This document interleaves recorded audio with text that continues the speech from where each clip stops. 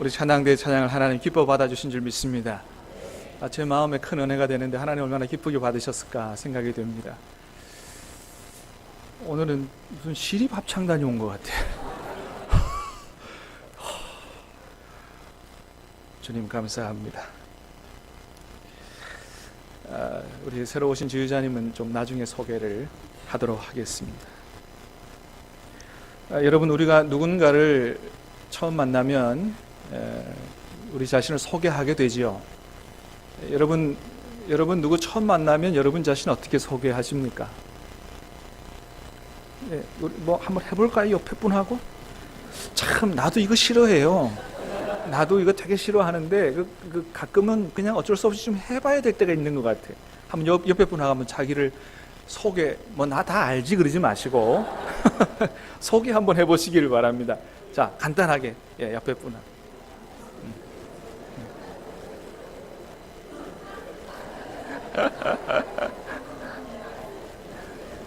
됐어요. 뭐 그렇게 소개할 게 많으세요?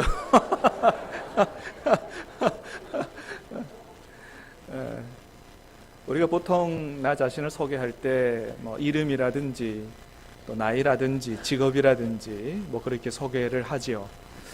그리고 특별히 내가 뭐 특별한 일을 한다든지 아니면 사회에서 특별한 어떤 업적을 이뤘다든지 그러면 그런 것까지 좀 얘기하면서 내가 이런 사람이라고 또 그런 일을 한 사람이라고 그렇게 이제 소개를 하지요. 자, 그런데 오늘 본문에 보면 사도 바울은 보통 우리가 자기 자신을 소개하는 그런 방식으로 자기를 소개하지 않고, 오늘 우리가 읽은 본문의 제일 첫 번째 절은 사도 바울이 로마 교회 교인들에게 자기를 소개하는 내용이 있는데 우리와 같은 방식으로 소개하지 않고 다른 방식으로 자기를 소개하고 있는 걸 보게 됩니다. 자, 1절 한번 다 같이 읽겠습니다. 시작. 예수 그리스도의 종 바울은 사도로 부르심을 받아 하나님의 복음을 위하여 택정함을 입었으니. 아멘. 어떻게 소개하고 있습니까? 예수 그리스도의 종 바울은 나는 예수 그리스도의 종이다. 사도로 부르심을 받았다. 하나님의 복음을 위하여 택정함을 입었다. 한 세 가지 정도로 이렇게 소개를 하는데 한 가지 공통점이 있다면 이 모든 자기의 소개가 누구와 연관이 있다는 거예요? 하나님과 연관이 있다는 것입니다. 그러니까 자기 자신을 소개할 때 세상 사람들을 소개하는 그런 방식이 아니고 철저히 하나님과의 관계 속에서 자기를 소개하고 있는 걸 보게 됩니다. 성경을 보면 바울은 항상 언제나 자기 자신을 이렇게 소개하는 걸 보게 돼요. 자, 빌립보서 1장 1절에도 그러죠. 다 같이 읽어봅니다. 시작. 그리스도 예수의 종 바울과 디모데는, 골로새서도 하나님의 뜻으로 말미암아 그리스도 예수의 사도된 바울과 형제 디모데는, 우리가 이런 말씀 많이 읽어서 아주 익숙할 거예요. 언제나 사도 바울은 자기 자신을 소개할 때 예수님의 종이다, 하나님의 뜻으로 말미암아 사도로 부름받은 사람이다, 이렇게 소개를 합니다. 그렇습니다, 여러분. 바울은 제일 먼저 자기를 나는 예수 그리스도의 종이다, 예수님의 종이라고 소개하고 있는 걸 보게 됩니다. 여러분, 일단 종이라 그러면 어떤 이미지가 떠오르십니까? 종은 주인에게 억눌리고 짓밟히고 자유도 자기 주장도 자기 의지도 없는 이런 비참한 삶을 살아가는 그런 존재가 종이고 노예다, 이렇게 우리가 생각을 하죠. 자, 그런데 사도 바울도 종이긴 종인데 사도 바울은 그런 비참한 종이 아니었다는 거예요. 아니, 오히려 자신이 예수님의 종이 되었다라고 하는 것을 굉장히 자랑스럽게 생각하는 그런 사람이 바로 사도 바울이었다는 거예요. 나는 예수님의 종이다, 굉장히 자랑스럽게. 왜 그랬을까요? 주인을 아주 너무 잘 만났기 때문이죠. 주인 너무 잘 만났기 때문이에요. 여러분 어떤 영화라든지 뭐 책에서라든지 나는 내 주인이 너무 좋아서 나는 자원하여 이 사람의 종으로 평생 살겠습니다, 여러분 이런 얘기 들어보신 적 있습니까? 그런 얘기는 세상에서 들어본 일이 없는 것 같아요. 그죠? 근데 놀라운 건 뭐냐면 성경 속에는 정말 나는 이 주인이 너무 좋아서 나는 이 주인의 종으로 영원히 살고 싶다라고 하는 그런 얘기들이 성경 속에는 나타나고 있다는 거예요. 출애굽기에 있는데 한번 말씀을 볼까요? 21장 5절 6절 시작. 만일 종이 분명히 말하기를 내가 상전과 내 처자를 사랑하니 나가서 자유인이 되지 않겠노라 하면 상전이 그를 데리고 재판장에게로 갈 것이요 또 그를 문이나 문설주 앞으로 데리고 가서 그것에다가 송곳으로 그의 귀를 뚫을 것이라. 그는 종신토록 그 상전을 섬기리라. 아멘. 어떻게 한다고요? 이 종은 내가 상전과 내 처자를 사랑하니, 뭐 자기 처자 사랑하는 건 당연하겠고요. 근데 누구 사랑한다고요? 상전을. 이럴 때는 5절을 딱 띄워주는 거예요. 내가 상전을 사랑하니 나가서 자유인이 되지 않겠노라. 그러니까 그 종에서 해방되고 나가서 자유인으로 살 수 있는 그런 기회가 주어졌음에도 불구하고 내가 내 주인과 상전을 너무 사랑하기 때문에 나는 안 나가겠다는 거예요. 이 집에서 나는 영원히 종으로 살겠다는 거예요. 그러면 이 사람 데리고 가서 재판장에게 앞에 가가지고 이 귓볼에 구멍을 뚫어서 이렇게 영원히 나는 이 사람의 종으로 살겠다고 하는 표식을 남기라, 이렇게 말씀하고 있는 걸 보게 됩니다. 무슨 얘기입니까? 하나님의 나라라고 하는 것은, 하나님이 생각하시는 나라라고 하는 것은 이렇게 종이 주인을 사랑할 수 있을 만큼 이렇게 좋은 나라가 하나님의 나라다라고 하는 거예요. 사랑하는 여러분, 여러분의 사업장에 우리나라에 이런 하나님의 나라가 임할 수 있게 되기를 주님의 이름으로 축복합니다. 이런 일이 일어나면 여러분 노사봉규가 있을 이유가 없지요. 주인이 너무 좋은데 무슨 노조가 왜 필요해요? 그런데 이 땅에 하나님의 나라가 아직 이루어지지 않기 때문에 문제가 있는 것이죠. 여러분 그렇습니다. 좋은 주인을 만나면 이런 종도 나타나게 된다는 거예요. 그래서 사도 바울은 나는 예수님이 너무 좋으니 나는 자원해서 예수 그리스도의 종으로 평생 살겠노라고 그렇게 결단하고 고백을 했다는 것입니다. 여러분은 어떠십니까? 여러분은 예수님의 종이십니까? 여러분, 우리가 예수님을 뭐라고 불러요? 주님. 그렇죠? 나는 예수님 주님이라고 안 부르는 분 손 들어보세요. 예수님이 저와 여러분의 주님이 맞습니까? 우리가 예수님을 주님이라고 부른다고 하는 것은 나는 예수님의 뭐 됐다고 하는 것을 얘기하는 거예요? 맞습니까? 주님이긴 한데 나는 예수님의 종은 아니야, 그런 거예요? 아니죠. 우리가 예수님을 주님이라고 부른다는 것은 뭐와 똑같다? 내가 예수님의 종이라는 것과 똑같다.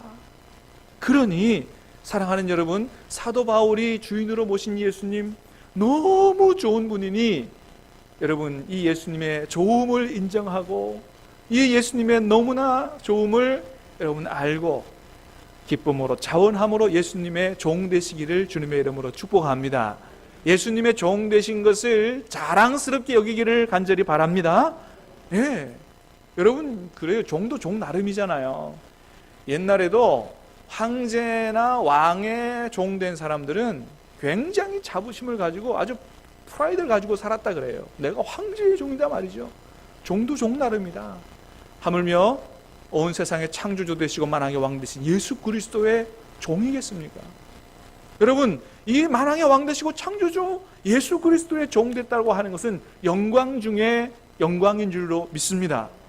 그러므로 사랑하는 여러분, 예수님의 종으로 살기를 자원할 수 있게 되기 바라고 기쁨으로 살 수 있게 되기 바라고 자랑스럽게 예수님의 종으로 살 수 있게 되기를 주님의 이름으로 축복합니다.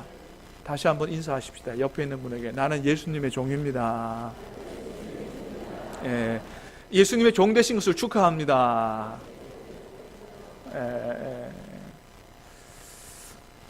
여러분 예수님의 종 되시기를 바라고, 예수님의 종 되셨다면 이제부터는 여러분의 생각대로 여러분의 마음대로 살지 말게 되길 바라고 우리의 주인 되신 예수님의 말씀에 절대 순종하여 사시기를 주님의 이름으로 축복합니다. 그런 예수님의 종된 삶이 하나님의 의를 이루고 하나님께는 영광이 되고 여러분의 삶에는 놀라운 축복을 가져다 줄 줄로 믿습니다. 그렇게 사도 바울은 자기를 예수님의 종이라고 소개했습니다. 두 번째는 뭐라고 소개했느냐? 나는 예수님으로부터 부름받고 보냄받은 사도다, 이렇게 소개를 했어요. 자, 1절을 다시 볼까요? 1절.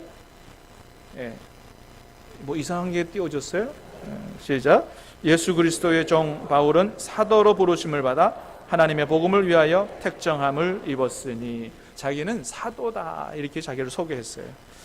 사도라는 말은 원래 보냄을 받은 자 이런 뜻인데, 이 사람은 이 사도라는 단어는 황제나 왕으로부터 아주 특수한 임무를 띠고 그렇게 파송을 받은 사람을 사도라 그랬습니다. 이 사도라는 말을 오늘날의 말로 바꿔보면 뭐라고 바꿀 수 있냐 하면 대사다, 엠베세다, 그죠? 대사다 이렇게 바꿔볼 수가 있겠습니다. 여러분, 대사는 어떤 사람이에요? 한 나라의 대표로 다른 나라에 파송을 받은 사람이 바로 대사라는 사람이죠. 여러분, 사도 바울은 그렇게 자신이 하나님으로부터 부름받고 하나님의 나라를 대표해서 이 세상에 파송받은 그러한 대사요 사도라는 그런 분명한 인식을 가지고 살았습니다. 사실 바울 당시에는 이 바울의 사도성에 대해서 의심하는 사람들이 많았어요. 아니, 원래 사도는 예수님과 함께 이렇게 같이 살고 훈련받았던 12제자를 사도라 그러는데, 당신은 예수님 만나보지도 않았고 당신은 예수님의 제자도 아닌데 무슨 사도냐, 이렇게 사도 이 바울에 대한 사도성을 의심하는 사람들이 많았습니다. 그런데 바울은 뭐라 그랬습니까? 아니다 말이죠. 내가 부활하신 예수님을 만나봤고 그분이 나를 사도로 불렀고 나를 파송했기 때문에 누가 뭐라 그래도 나는 예수님의 부름받은 사도다, 이런 인식을 가지고 그렇게 사도의 삶을 산 것이죠. 여러분, 저와 여러분들은 어떻습니까? 여러분, 사도 바울만 사도가 아니고 여러분, 저와 여러분들도 주님이 부르시고 보내주신 사도와 마찬가지 그런 사람이라고 하는 것입니다. 우리가 하나님을 택한 것이 아니고 누가? 하나님이 우리를 택한 줄로 믿습니다. 하나님이 우리를 택하셨고 우리를 하나님이 하나님의 백성으로 부르셨어요. 그리고 이 세상으로 또한 보내셨다는 것이죠. 예수께서 또 이르시되 너희에게 평강이 있을지어다, 아버지께서 나를 보내신 것 같이 나도 너희를 세상에 보내노라. 나도 너희를 세상에 보내노라. 그러므로 너희는 가서 모든 민족을 제자로 삼으라고 우리를 세상으로 보내주신 것을 우리가 잘 알고 있습니다. 여러분, 그렇습니다. 우리가 비록 12제자와 같은 사도 바울과 같은 그런 사도는 아닐지라도 여러분, 동일하게 하나님으로부터 부름받고 하나님의 나라를 대표해서 이 땅에 하나님으로부터 보냄받은 그런 이 사도와 같은 사람이라는 사실을 기억하고, 사랑하는 여러분, 간절히 바라기는 사도적 정체성을 가지고 사명 감당하는 삶을 살 수 있게 되기를 주님의 이름으로 축복합니다. 나는 그런 사도는 아니지만 나도 부름받고 보냄받은 사도와 같은 사람이다. 사도적 영적 정체성을 가질 수 있게 되기를 바랍니다. 여러분, 하나님으로부터 부름받은 사람은 어떻게 살아야 돼요? 특수한 임무를 띠고 부름받은 사람은 오늘 우리가 찬송했던 것처럼 부름받아 나서니 몸 어디든지 가오리다. 다 같이 괴로우나 즐거우나 주만 따라가오리니 어느 누가 막으리까 죽음인들 막으리까 어느 누가 막으리까 죽음인들 막으리까.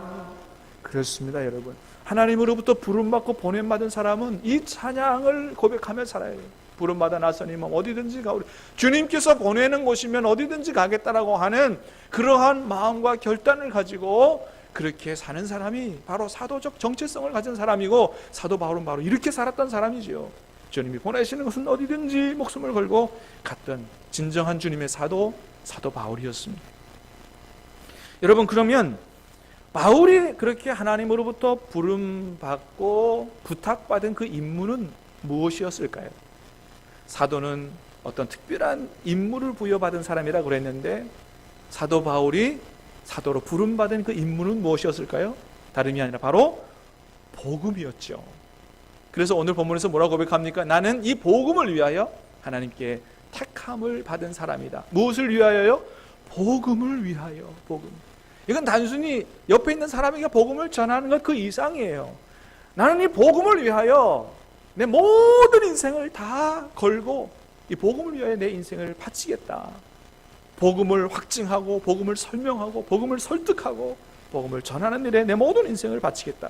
그래서 사도 바울은 하나뿐이 없는 자기의 인생을 이 복음을 위하여 온전히 헌신하는 삶을 살았고, 그리고 이 복음을 알게 된 이후에는 이제까지 자기가 귀하게 여겼던 모든 세상의 것들이 다 배설물처럼 여겨졌다라고 그렇게 고백을 했습니다.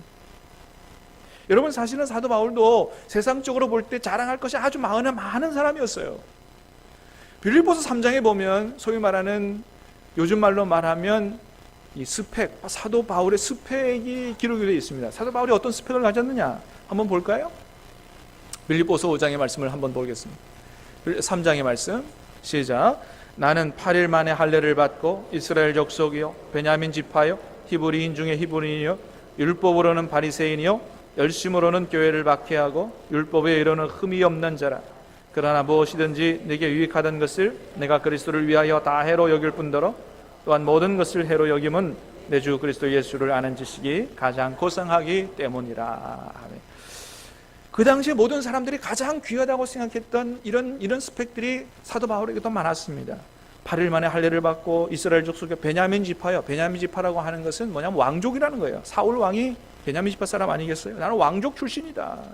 히브리인 중에 히브리인이요 율법으로는 바리새인이 엄격한 하나님의 말씀을 지키는 사람이요 열심으로는 나 따라갈 사람이 없고 나는 흠이 없는 사람이라고 그렇게 자랑할 게 많았습니다. 그런데 예수님을 알고 나서는, 복음을 알고 나서는 이 아무것도 아니라는 걸 알게 됐다는 거예요.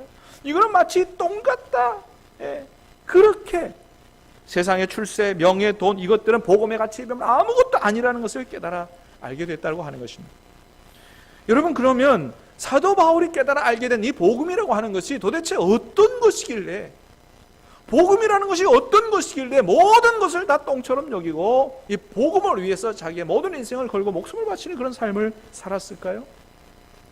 여러분, 오늘 이 시간을 통해서 저와 여러분에게 가장 귀한 이 복음이 무엇인지를 다시 한번 깨달아 알게 되기를 주님의 이름으로 축복합니다. 2절 말씀을 보겠습니다. 2절 시작.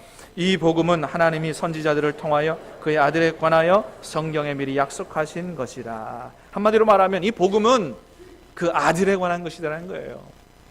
복음은 하나님의 아들에 관한 것이다. 다시 말하면 예수님은 하나님의 아들이다. 이 땅에 예수님께서 2000년에 사셨는데 그 예수님은 단순히 성인이 아니요, 훌륭한 사람이 아니요, 하나님의 아들이라는 거예요.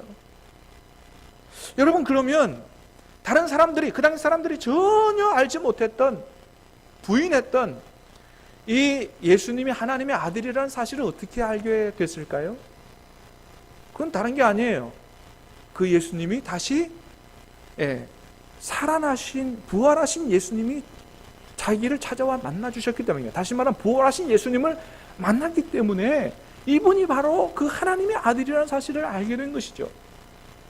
여러분, 죽은 사람이 다시 살아날 수 있습니까? 없습니까?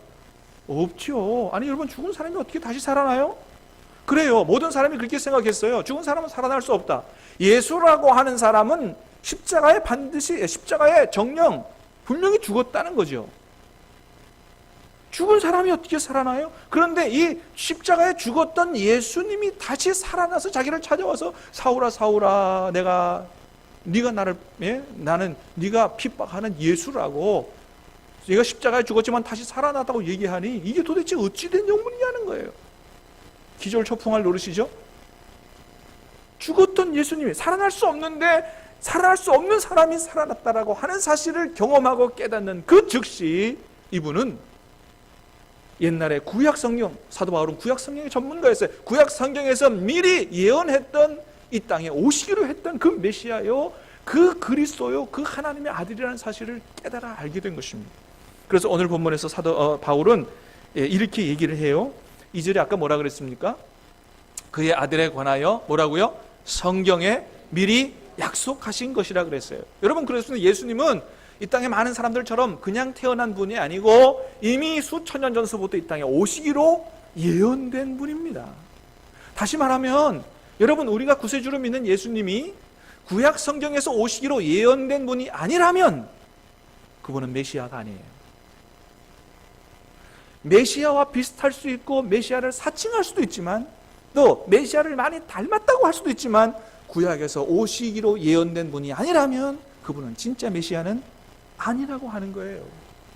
그러면 여러분, 구약 성경 어디에서 예수님이 오시기로 예언되어 있습니까? 구약 성경 천지에 있습니다. 다 볼 수는 없고 이사야서 중심으로 몇 가지 보겠습니다. 이사야서 9장 6절 말씀 시작. 이는 한 아기가 우리에게 낳고 한 아들을 우리에게 주신 바 되었는데 그의 어깨에는 정사를 메었고 그의 이름은 기묘자라 못사라 전능하신 하나님이라 영존하시는 아버지라 평강의 왕이라 할 것임이라. 이사야 선지자를 통해서 예언했습니다. 한 아기가 태어나는데 그 한 아기는 단순히 아기가 아니고 하나님이라는 거예요. 영존하시는 아버지요 평강의 왕이라는 거예요. 도대체 이 아이는 누구냐 말이죠. 누구? 많은 사람들이 궁금해했어요. 이사야 선지자가 예언한 이 아이가 앞으로 태어나게 될 텐데 이 누구냐 도대체 기대했습니다. 이사야서 11장입니다. 시작. 이새의 줄기에서 한 싹이 나며 그 뿌리에서 한 가지가 나서 결실할 것이요 그의 위에 여호와의 영, 지혜와 총명의 영이요 무략과 재능의 영이요 지식과 여호와를 경외하는 영이 강림하시리니. 이새는 다윗의 아버지죠. 이 다윗의 가문에서 한 싹이 난다. 이건 한 사람이 태어난다는 거예요. 예, 한 가지가 나서 결실하는데 하나님의 영이 임하는 아주 놀라운 아기가 다윗의 가문에 태어나게 될 것이다. 그래서 모든 사람은 구약 성경에서 예언된 그 다윗의 가문에서 나오는 메시아를 기대했습니다. 이사야 53장 말씀 보겠습니다. 이사야 53장 시작. 그가 찔림은 우리의 허물 때문이요 그가 상함은 우리의 죄악 때문이라. 그가 징계를 받음으로 우리는 평화를 누리고 그가 채찍에 맞음으로 우리는 나음을 받았도다. 우리는 다 양 같아서 그릇 행하여 각기 제 길로 갔거늘 여호와께서는 우리 모두의 죄악을 그에게 담당시키셨도다. 아멘. 하나님께서 한 사람을 보내시는데 우리의 모든 죄악을 대신 짊어지고 죽을 그 사람이 있다는 거예요. 원래 우리 죄는 우리가 짊어지고 죽어야 되는데 우리를 구원하시기 위해서 우리의 죄를 다 짊어지고 대신 죽는 사람이 있다고 하는 거예요. 하나님이 그 고난받는 종을 보내시겠다는 거예요. 이 도대체 누구냐 말이죠. 스가랴서 9장 9절입니다. 시작. 시온에 따라 크게 기뻐할지어다 예루살렘에 따라 즐거이 부를지어다. 보라 내 왕이 내게 임하시나니 그는 공의로우시며 구원을 베푸시며 겸손하여서 나귀를 타시나니 나귀의 작은 것 곧 나귀 새끼니라. 아멘. 예, 시온에 예루살렘에 왕이 임하시는데 뭐 타고 오신다고요? 나귀 새끼 타고 오신다. 누가 나귀 새끼 타고 입성하셨어요? 예수 그리스도. 할렐루야. 그분의 오심이 이렇게 나귀를 타고 오시는 것까지 다 구약 성경에 예언이 되어 있었다는 거예요. 그 외에도 무수히 많은 구절이 예수님이 분명한 그리스도요 메시아요 하나님의 아들임을 증거하고 있습니다. 그래서 예수님께서 당신이 이 땅에 오시기 전에 먼저 예수님이 이 땅에 오시겠다, 하나님께서 이 땅에 오시겠다고 하는 그 얘기를 전하러 엘리야, 세례 요한을 먼저 보내서 내 뒤에 바로 하나님이 오신다라고 이미 예언을 했고, 또 예수님이 세례 요한 뒤에 오셔서 내가 바로 그다, 내가 바로 하나님의 아들이라고 말씀하셨건만 모든 유대인들은 예수님을 메시아로 받아들이기를 거부했어요. 그리고 메시아라고 했던 그분이 아니 십자가에서 죽었으니 아니 십자가에 죽는 그런 이 메시아가 무슨 메시아냐? 더더욱 예수님을 메시아로 받아들일 수가 없었던 것입니다. 그런데 그 죽었던 분이 어떻게 됐다고요? 다시 살아나셔서 할렐루야. 그래서 사도 바울 찾아와서 네가 나를 핍박하는 내가 예수다라고, 내가 살았다고 부활했다고 얘기하시니 얼마나 기절초풍할 일이에요. 그 순간 아무도 믿지 않았던 그 예수님이 누구라는 걸 깨달아 알았어요. 구약 성경에서 말씀하시고 오시기로 예언하셨던 그 메시아요 구세주의 하나님의 아들이라는 사실을 순식간에 깨달아 알게 된 것입니다. 그래서 오늘 본문에서 이렇게 고백합니다. 3절 4절 시작. 그의 아들에 관하여 말하면 육신으로는 다윗의 혈통에서 나셨고 성결의 영으로는 죽은 자들 가운데서 부활하사 능력으로 하나님의 아들로 선포되셨으니 곧 우리 주 예수 그리스도시니라. 아멘. 구약 성경에서 예언했던 대로 다윗의 혈통에서 나셨고요, 또 죽은 자 가운데서 다시 부활하사 하나님의 아들로 선포되셨다.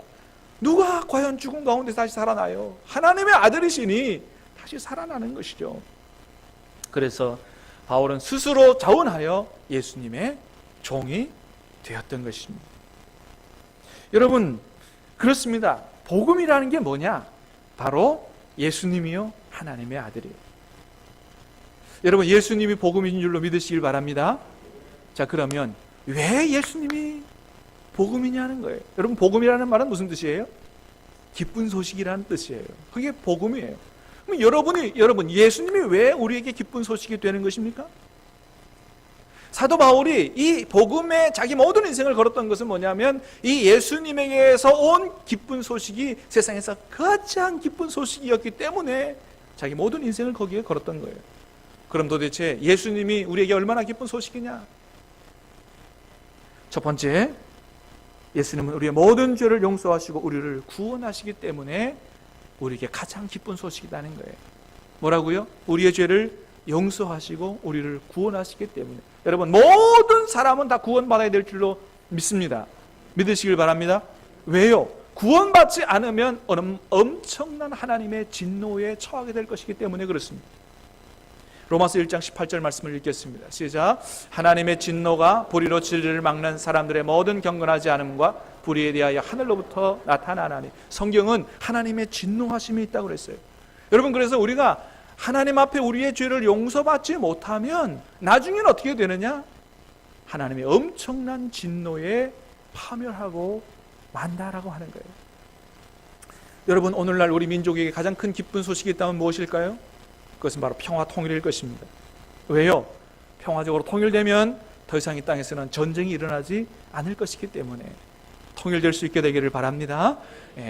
전쟁이 일어나지 않아요. 여러분, 핵폭탄이 얼마나 무서워요. 여러분, 부산 이거 날려버리는 거 핵폭탄 여러 개도 필요 없어요. 한 발만 딱 부산에 떨어지면 부산 전체가 다 날아가는 거예요. 500만 명이 우리 500만 명도 안 되잖아요. 다 날아가는 거예요. 흔적도 없이 날아가는 거예요. 그런데 그보다도 더 무서운 게 뭐냐? 바로 하나님의 진노하심이다라고 하는 것입니다. 이런 말이 좀 뭐하지만은 핵폭탄은 잠시 뜨거웠다 사라지면 그만이에요. 근데 하나님의 진노하심은 영원토록 꺼지지 않는다고 하는 것입니다. 영원토록 꺼지지 않는 불덩어리 들어가서 고통받도록 하는 게 하나님의 진노하심이다라고 하는 거예요. 여러분, 우리가 핵폭탄을 맞아도 예수님 안에 있다면 하나님의 나라로 가지만, 그러나 여러분, 예수님 안에 없다면 핵폭탄 안 맞아도 나중에는 어디로 떨어지게 됩니까? 영원한 하나님의 진노하심의 지옥불로 떨어지게 되는 거예요. 그러므로 모든 인류에게 있어서 가장 큰 공포는 바로 하나님의 진노하심인 것입니다. 그런데 예수님 안에서 우리가 모든 죄를 용서받고 그 진노하심에서 구원을 받게 됐으니 할렐루야, 이것이 어찌 우리에게 가장 기쁜 소식이 아니겠느냐라고 하는 거예요. 누구든지 예수님만 영접하면, 예수님 안에 있으면 하나님의 엄청난 진노에서 구원을 받게 된다. 두 번째, 복음은 우리에게 죄를 용서하는 것 정도만이 아니고 우리를 구원하여 영원한 천국에서 영생하도록 하는 게 바로 복음입니다. 잘 아는 말씀, 요한복음 3장 16절 한번 외워볼까요? 시작. 하나님이 세상을 이처럼 사랑하사 독생자를 주셨으니 이는 그를 믿는 자마다 멸망하지 않고 영생을 얻게 하려 하심이라. 아멘. 여러분, 예수님 우리에게 영생을 주시는 줄로 믿습니다. 복음은 영생을 주는 거예요. 잠시 구원받고 용서받는 게 아니고 영생을 주는 거예요. 또 하나, 마지막으로 복음은 우리를 진정으로 변화시켜주기 때문에 복음인 것입니다. 여러분, 그렇습니다. 복음은 우리를 변화시켜주는 능력이 있어요. 이게 로마서 3장부터 8장까지 아주 자세하게 나타나 있습니다. 근데 이건 지금 다 얘기할 수 없고 로마서 개관 강의 시간에 자세히 배우게 될 텐데, 여러분, 복음이 우리를 참된 하나님의 사람으로 변화시켜 주신다고 하는 것은 이미 구약성경 에스겔 선지자가 예언한 것입니다. 나중에 하나님께서 모든 것을 회복시킬 날이 오는데 그때 사람들이, 하나님의 백성이 놀랍게 변화되게 될 것이다. 여러분, 에스겔서 말씀을 읽어보도록 합니다. 36장의 말씀이 24절부터 28절까지 시작. 내가 너희를 여러 나라 가운데에서 인도하여 내고 모아데리고 고국 땅에 들어가서 맑은 물을 너희에게 뿌려서 너희로 정결하게 하되 그 너희 모든 더러운 것에서와 모든 우상 숭배에서 너희를 정결하게 할 것이며 또 새 영을 너희 속에 두고 새 마음을 너희에게 주되 너희 육신에서 굳은 마음을 제거하고 부드러운 마음을 줄 것이며 또 내 영을 너희 속에 두어 너희로 내 율례를 행하게 하리니 너희가 내 규례대로 지켜 행할지 내가 너희 조상들에게 준 땅에서 너희가 거주하면서 내 백성이 되고 나는 너희 하나님이 되리라. 아멘. 여기 보면 하나님께서 하나님 백성을 구원하시고 회복시키시는데 첫 번째는 맑은 물로 너희를 뿌려서 정결하게 한다. 죄를 용서해 주신다는 거예요. 근데 죄를 용서받는 것뿐만 아니고 뭐냐 하면 너희 속에 새 영을 두어서 너에게 새 마음을 주시겠다는 거예요. 할렐루야. 진정 하나님께로부터 구원받은 백성은 어디로부터 변화되느냐? 마음으로부터 변화돼. 구약성경에서 계속해서 하나님께서 요구하시는 것은 뭐냐면 육신의 할례가 아니고 마음의 할례를 받으라고 말씀하셨어요. 진정한 하나님 백성은 마음으로부터 변화되는 그런 사람이라고 하는 거예요. 그 다음에 새 영을, 내 영을 주어서 하나님의 성령을 주어서 하나님의 말씀대로 살게 한다. 그래서 그들을 내 백성으로 삼고 내가 그들의 하나님이 되겠다라고 에스겔 선지자를 통해서 예언하셨어요. 이 구약 성경의 에스겔의 예언이 어디에서 이루어졌느냐? 바로 복음 안에서 이루어졌다고 하는 것입니다. 할렐루야. 복음 안에서 이 사실이 이루어졌다는 거예요. 여러분, 그래서 오늘 본문에서도 뭐라고 합니까? 5절 말씀 시작. 그로 말미암아 우리가 은혜와 사도의 직분을 받아 그 이름을 위하여 모든 이방인 중에서 믿어 순종하게 하나니. 그렇습니다. 복음을 전하고 복음을 받은 사람들은 어떻게 되느냐 하면 순종하는 사람으로 변한다는 거예요. 순종함으로 우리가 변화하게 되는 것입니다. 예전에는 순종하지 않았어요. 단순히 구원받았다라고 하는 확신만 가지고 말씀대로 살지 않았어요. 그러나 새롭게 예수님 안에 구원받은 사람들은 마음으로부터 변화되어서 성령의 지배를 받아 말씀에 순종하게 된다는 거예요. 그러므로 변화하게 된다고 하는 것입니다. 여러분, 그렇습니다. 순종은 누구 힘으로 되느냐? 우리 힘으로 되는 게 아니고 우리 안에 오신 성령의 힘으로 되는 거예요. 우리는 하나님의 말씀대로 살 수 없어요. 그러나 성령의 지배를 받으면 하나님 말씀대로 살 수 있다고 하는 것입니다. 왜요? 우리는 더 이상 죄의 지배 아래 있지 않고 누구의 지배 아래? 은혜의 지배 아래, 성령의 지배 아래 있기 때문입니다. 할렐루야. 사랑하는 여러분, 죄의 지배 아래 있지 않고 여러분은 구원받아 하나님의 은혜와 성령의 지배 아래 있기 때문에 이제부터는 성령의 도움을 받아 죄와 싸워 이길 수 있는 줄로 믿으시기를 바랍니다. 죄와 싸워 나는 지는 게 당연하다가 아니에요. 죄와 싸워 이길 수 있다는 거예요. 그러므로 이제는 말씀을 따라 의롭게 살 수 있게 됐고, 이제 옛날에 죄에 억눌려서 죄에 휘둘릴 때 그런 삶을과는 달리 이제는 하나님께서 기뻐하시는 대로 살 수 있도록 변화된 우리가 될 수 있다라고 하는 것입니다. 여러분, 그렇습니다. 흉악한 죄인을 누가 변화시켜요? 세상에서 가장 힘이 셌던 로마 제국이 사람을 변화시켰습니까? 교도소가 사람을 변화시켰습니까? 아니에요. 어느 누구도 그 어떤 것도 할 수 없었던 구원과 영생과 진정한 변화가 바로 우리 주 예수 그리스도 안에 이루어졌다고 하는 것입니다. 그러니 이 예수님이야말로 우리 인류에게, 우리 인간에게 가장 큰 기쁨의 소식이 아니겠느냐라고 하는 것입니다.